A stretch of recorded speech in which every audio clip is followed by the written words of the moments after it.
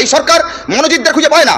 মনোজিতরা কলেজের ইউনিয়ন রুমে মমতা বন্দ্যোপাধ্যায়, অভিষেক বন্দ্যোপাধ্যায় ছবি লাগিয়ে ধর্ষণ করতে পারে, কলেজের ছাত্রী শ্লীলতাহানি করতে পারে, অটো ইউনিয়নের বাপ্পা হতে পারে, হাওড়া নরসিংহ দত্ত কলেজে সৌভিক হতে পারে, রামনগর কলেজে শতদলেরা হতে পারে। মনোজিতরা ঘুরে বেড়াচ্ছে, গোটা রাজ্য জুড়ে মনোজিতরা দাপিয়ে বেড়াচ্ছে। কটা মনোজিতকে আপনি দেখতে পাবেন?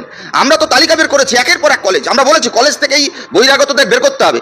8 ফেল কেশপুর কলেজের মাথায় বসে রয়েছে, ইউনিয়ন রুমে বসে রয়েছে। হাইকোর্ট নির্দেশ দিয়েছে যে ইউনিয়ন রুমে তালা মারতে হবে। তারপরে ইউনিয়ন রুমের ভেতরে তৃণমূলের অটো ইউনিয়নের নেতা, বাস ইউনিয়ন নেতা, কোনো তৃণমূলের নেতার ছেলে যে কোনোদিন মাধ্যমিক পাস করেনি, তারা আজকে ইউনিয়ন রুমে বসে রয়েছে। কলেজের ভেতরে ছাত্রী সুরক্ষা তলানিতে গোটা রাজ্যের অভিভাবকেরা ভয় পাচ্ছেন যে ছেলে মেয়েদের কলেজে পাঠাবেন কিনা। মমতা বন্দ্যোপাধ্যায় এই রাজ্যের শিক্ষা ব্যবস্থাকে লাটে তুলে দিয়েছেন। যারা স্বাধীনতা সংগ্রামী তাদের সন্ত্রাসবাদী বানিয়েছেন, যারা এই রাজ্যের সংস্কৃতি শিল্প কলাকে বাঁচিয়ে রেখেছিলেন তাদেরকে সরিয়ে দিয়েছেন। ফটো লাগানো হয়েছে অভিষেক, মমতার, শওকতের, এদের ছবি লাগানো হচ্ছে। অধ্যাপিকার গায়ে জগ ছুঁড়ে মারা আরাবুলরা প্রমোশন পেয়েছিল।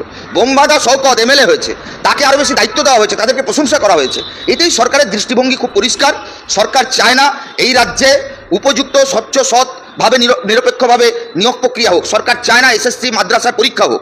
সরকার চায় স্কুল কলেজে তালা লাগাতে আর পাড়ার মোড়ে মোড়ে দেশি মদের ঢালাও লাইসেন্স দিয়ে একটা নেশাযুক্ত যুব সমাজ তৈরি করতে, যাদেরকে দিয়ে বোম বাজাবে, বন্দুক ব্যবহার করাবে, গুলি ছোড়াবে, খুন করাবে, তোলাবাজি করাবে, সিন্ডিকেট চালাবে, তাদেরকে দিয়ে ছাপ্পা ভোট করাবে। এই যে লুম্পেন রাজ আজকে গোটা রাজ্যে তৃণমূল কংগ্রেস এস্টাবলিশ করেছে।